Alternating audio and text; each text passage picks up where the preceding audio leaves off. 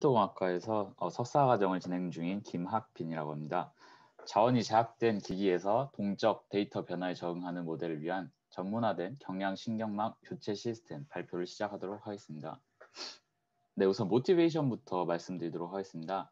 최근에 딥러닝 모델 압축, 전문화, 그리고 최적화와 관련된 분야에 대한 활발한 연구가 진행되고 있습니다. 모델 전문화는 일반화된 대형 신경망을 생성하는 대신에 추론 상황에 필요한 일부 태스크에 전문화된 소형 신경망을 생성하는 것이 목적입니다. 그리고 궁극적으로 인퍼런스 타임을 감소시키고 경량화된 모델을 생성하는 것이 목적이라고 할 수 있겠습니다. 하지만 대부분의 모델 전문화 기법은 사용자가 필요로 하는 모델에 대한 학습 과정이 추가적으로 필요하게 됩니다. 하지만 이런 상황에서 추론 상황마다 사용자가 필요로 하는 모델을 생성하는 것은 비효율적이라고 저희가 판단을 했습니다. 따라서 본 논문에서는 사용자의 추론 상황에 필요한 전문화된 모델을 자동으로 인식하고 실시간으로 사용자에게 모델을 전달해주는 신경망 교체 시스템을 제안했습니다. 아래 보이시는 그림과 같이 서버에서 자동으로 사용자가 필요로 하는 모델을 인식하고 해당 상황에 맞는 모델을 사용자에게 전송해주는 시스템이라고 생각해 주시면 될 것 같습니다. 다음으로 릴레이티드 웍입니다. 저희가 저희 연구와 가장 유사성이 높은 연구라고 생각했던 것이 모델 전문화입니다. 앞서 조금 말씀드렸던 모델 전문화에 대해서 설명드리도록 하겠습니다. 우선 목적은 앞서 말씀드렸다시피 일반화된 거대한 모델을 생성하는 대신에 추론 상황에 필요로 하는 태스크에 대한 전문화된 소형 모델을 생성하는 것이 목적입니다. 또한 궁극적으로 추론 시간을 감소시키고 모델 경량화를 목표로 하고 있습니다. 최근 연구에서는 여러 소형 모델 구조를 후보로 두고 학습을 진행한 후에 가장 좋은 성능을 내는 모델을 선정하거나 기존 압축 기법으로 일반화된 모델을 전체적으로 압축을 한 후에 마지막 레이어만 재학습함으로써 전문화된 모델을 생성하는 방법을 사용하고 있습니다. 네, 마지막 논문은 올해 KCC에 발표되었던 조건부 지식 증류 기법이라는 방법입니다.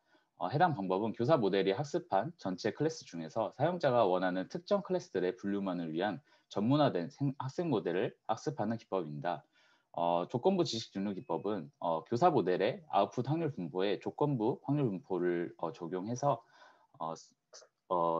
사용자가 목표로 하는 태스크만을 위한 소프트 레이블을 생성한 후에 생성된 소프트 레이블을 사용해서 학생 모델을 학습하는 기법이라고 생각해 주시면 될 것 같습니다. 네, 다음으로 저희의 방법에 대해서 설명을 해드리도록 하겠습니다. 우선 저희 시스템은 크게 두 가지 단계로 이루어지게 됩니다. 첫 번째는 전처리 단계로서 사전 학습된 오라클 모델에서 각각의 프리미티브 태스크에 전문화된 모델을 생성하는 단계입니다. 여기서 말씀드렸던 프리미티브 태스크는 오라클 모델이 학습한 전체 태스크를 의미적 유사도를 기준으로 나누었을 때 가장 작은 단위의 태스크 뭉치라고 생각해 주시면 될 것 같습니다. 조금 더 디테일하게 설명드리면 그림 A에서 보시는 것과 같이 H1에서 HN까지 프리미티브 태스크 N개가 존재하게 됩니다. 이때 H1, H2는 각각 H1이 꽃 클래스들의 묶음, H2는 사무용품 클래스들의 묶음, 이런 식으로 생각을 해주시면 될 것 같습니다. 두 번째 단계는 시스템 작동 단계로서 저희가 실제로 사용자에게 서비스를 제공하는 단계라고 생각을 해주시면 될 것 같습니다.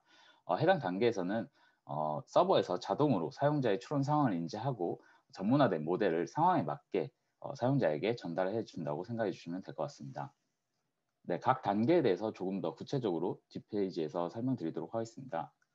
우선 전처리 단계에서는 앞서 말씀드렸던 조건부 지식 증류 기법을 사용해서 각각의 프리미티브 태스크에 대해서 전문화된 모델을 생성하고 하나의 모델 데이터베이스에 저장을 하게 됨으로써 전처리 단계를 마치게 됩니다.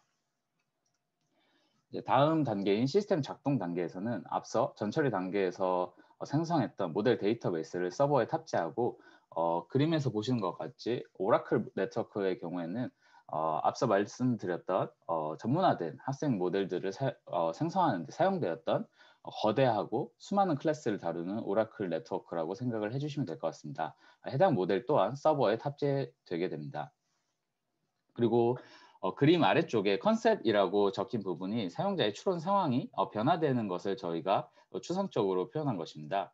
색깔로 해당 태스크 또는 상황이 변화하는 것을 표현하였고 파란색, 초록색, 빨간색 상황이 있다고 생각을 해주시면 될 것 같습니다.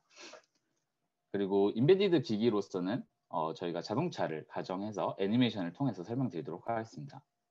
그래서 사용자가 현재 탑재된 모델을 통해서 추론을 진행하는 과정 중에 컨셉 드리프트를 마주하게 되었을 때 해당 컨셉 드리프트 레코그니션을 통해서 환경 변화를 인지하게 됩니다. 그리고 환경 변화 인지 조건은 현재 탑재된 모델의 아웃풋 프로버비리티 디스트리뷰션에서 가장 높은 확률 값이 저희가 선정한 스레시홀드 값보다 작을 경우에 환경 변화가 되었다라고 인지를 하게 됩니다. 그리고 컨셉 드리프트 레코그니션이 일어났을 경우에는 컨셉 드리프트가 일어났다고 판단했던 그 해당 이미지를 오라클 네트워크 서버에 전송을 해서 오라클 네트워크를 통해서 해당 상황이 어떤 상황인지 인지를 하게 되고 서버가 판단한 상황에 맞는 모델을 다시 인베디드 기기 사용자에게 전송을 해주게 됩니다. 그리고 사용자는 전송받은 모델을 다시 모델에 교체해서 탑재함으로써 계속해서 추론을 진행할 수 있게 되는 시스템의 전체 작동 과정은 이렇게 되는 것입니다. 그리고 해당 이제 저희가 제시한 시스템에 대해서 유효성을 검증하기 위해서 실험을 진행을 했습니다. 우선 실험 환경에 대해서 먼저 설명드리면 데이터셋은 이미지넷 데이터셋을 사용했고 네트워크 구조는 오라클 네트워크 로서 레즈넷 34를 사용했습니다. 그리고 전문화된 경량화 모델은 채널 수를 줄인 모바일넷 V2를 사용했습니다. 저희가 제시한 시스템에서는 전문화된 모델을 생성하는 기법을 사용하기 때문에 모바일넷 V2에서 추가적으로 채널 수를 줄여도 크게 정확도의 하락을 보이지 않았기 때문에 모바일넷 V2에서 저희가 임의적으로 채널 수를 조금 더 줄인 모바일넷 V2를 전문화된 경량화 모델의 아키텍처로 사용을 했습니다.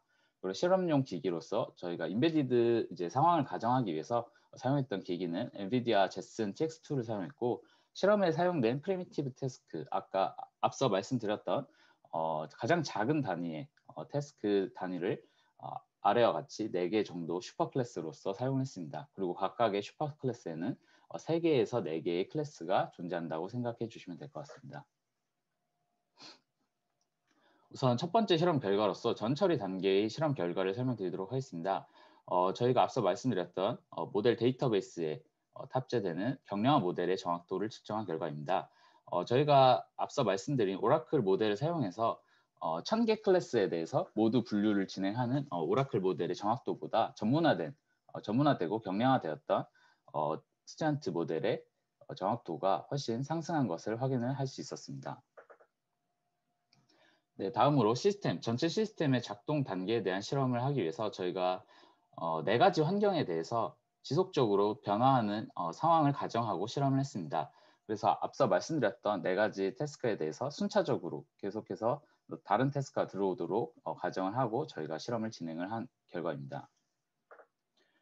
표 2에서 보신 것 같이 평균 정확도는 오라클 모델을 사용했을 때보다 정확도가 0.73% 정도 상승을 한 것을 확인할 수 있었고 플롭스는 전체적으로 16.8배 정도 감소하는 것을 확인할 수 있었습니다. 그리고 기기에 탑재되는 실제 이제 모델의 사이즈가 25.3배 정도 감소하는 것을 확인할 수 있었습니다. 그리고 리커버리 타임과 같은 경우에는 오라클 모델과 같이 만약에 인베디드 기기에 탑재를 할 수만 있다면은 리커버리 타임이 오라클 모델에는 필요하지 않게 됩니다. 왜냐하면 오라클 모델은 이미 1000개의 클래스를 모두 다루기 때문에 모델 교체 시간이라는 것이 필요하지 않고 저희가 제안한 딥스위치 시스템에만 모델 교체를 위한 리커버리 타임이 존재하기 때문에 저희가 해당 시간을 측정한 결과 1.27초 정도가 발생하는 것을 확인할 수 있었습니다. 따라서 환경 변화가 존재했을 경우에 해당 환경에 적응하는 시간이 1.27초라고 생각을 해주시면 될 것 같고 해당 결과를 통해서 저희는 어느 정도 실시간성을 보장할 수 있을 것이라고 이제 생각을 하게 되었습니다. 네, 마지막으로 결론입니다. 본 논문에서는 실시간으로 주어진 환경에 맞는 전문화 모델을 자동으로 선택 및 교체하면서 추론을 진행하는 이미지 추론 시스템을 제안하였습니다. 그리고 더불어서 온디바이스 AI와 클라우드 AI가 결합된 형태의 시스템을 통해서 서버에 워크로드가 과도하게 집중되는 것을 방지하고 실시간 추론을 가능하게 한 것이 저희의 가장 큰 컨트리뷰션이라고 생각을 하고 있습니다.